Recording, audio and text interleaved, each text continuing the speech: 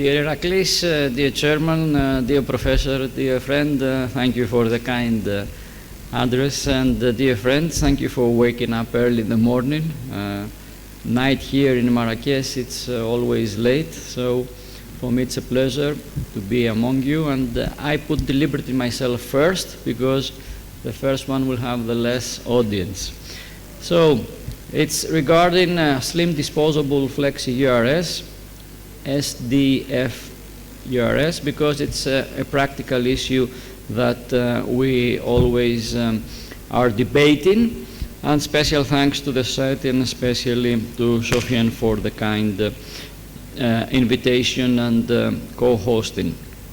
So nearly a decade ago, within a suit, we published the trend, which is actually to do more PRIRs and less ESWL and PERC. And actually, the advantage with PRIRs is that we have instruments that have great innovations. And you've seen many presentations with the new scopes where they can measure pressure, temperature, they can actually align the irrigation with them, and artificial intelligence is also a fact now that we have been studying scopes that will see the stone and actually be able to identify the composition and put and propose the appropriate settings with the lasers. And these are things that have been discussed many years ago. I was chairing a session in EAU 22, and we are actually debating a lot.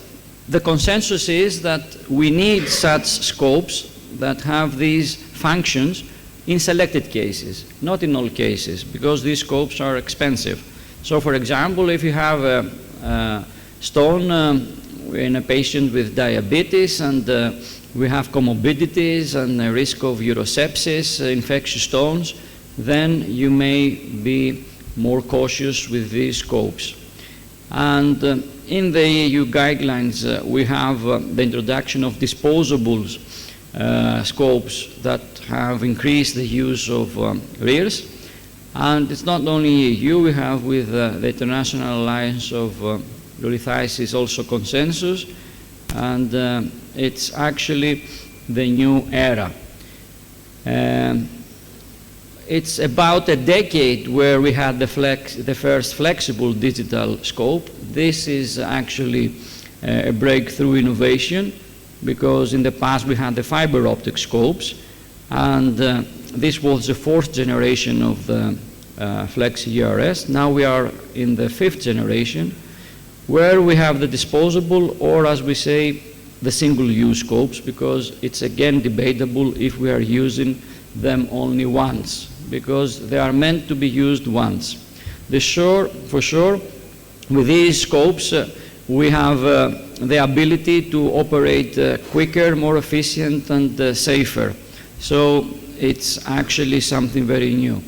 Initially, when we started using in London these scopes, because of the chip-on-the-tip technology, the diameter of the scope was increased initially in comparison with the fiber optic, the reusable fiber optic. One French, the diameter was increased, so we used more access sheaths. But this has changed dramatically the last years, and now all these new scopes are with less diameter. And for sure, the single-use scopes have all advantages, and only the cost is a disadvantage. Now, 10 years ago, Boston Scientific introduced LithoView.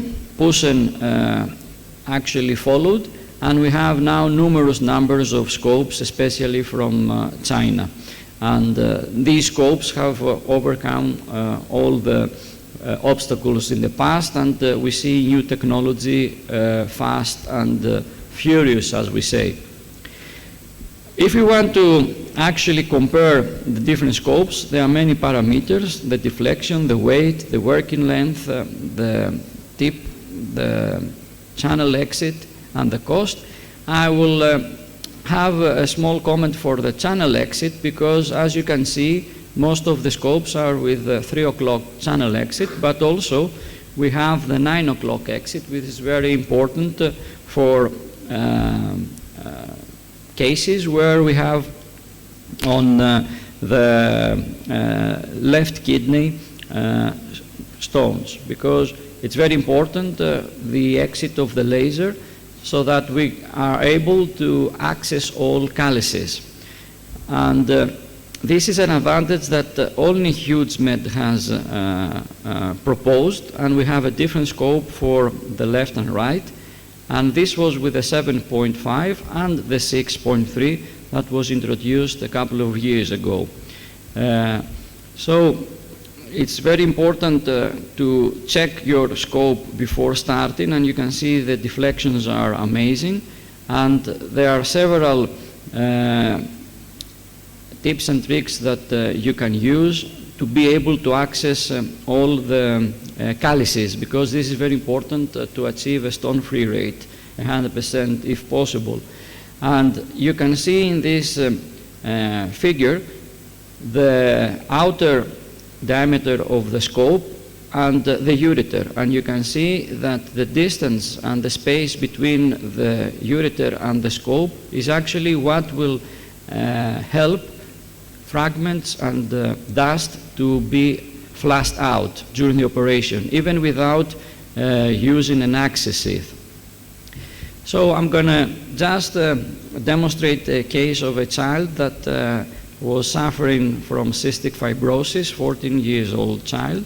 For 3-4 years she was on painkillers, on antibiotic treatment long term because of active UTI, renal colics, and the pediatric nephrologist gave her only citrates, but nothing happened because she had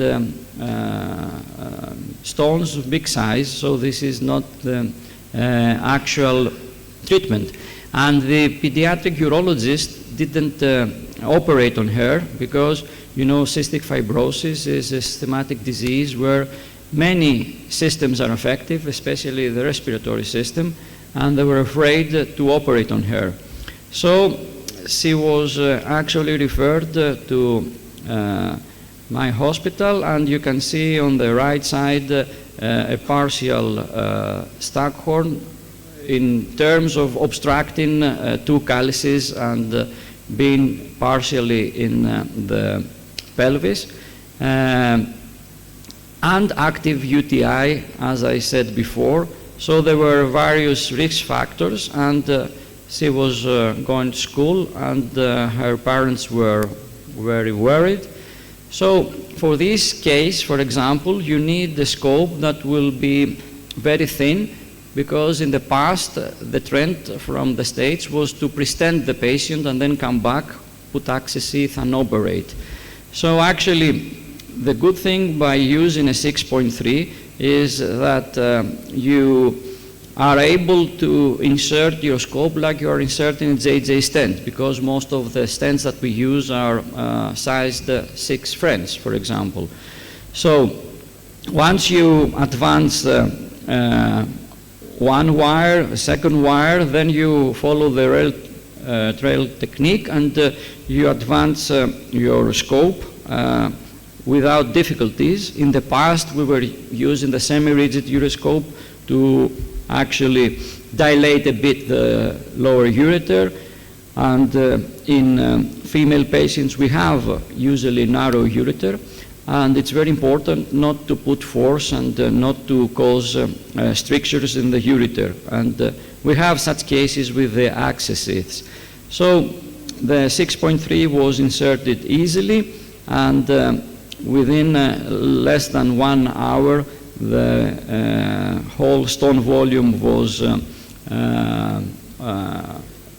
without any residual fragment. You can see the cloudy urine as we enter. It's very important that in such cases we don't work with increased pressures. I know that I didn't insert an access sheath, and this increased the risk of increased pressure and urosepsis. You can see the stone obstructing the calyces, and actually you need to do dusting to have only dust and not big fragments that will remain. Regarding the laser settings, it's important to use for dusting high frequency, low energy. And as I said before, it was very important in this case to have a stone-free one session result, and I inserted a 4.7 French stent for a couple of weeks, and that was fine. So nearly after 1 hour, we tested again the 6.3 scope, because initially with the slimmer scopes we were afraid that you cannot see quite well. The irrigation is a problem, or the deflection at the end. But with all these new scopes, this is not an issue. And now the dilemma is you have a scope quite functional. How are we going to throw it? So this is something for us, food for thought. Thank you very much for your kind attention.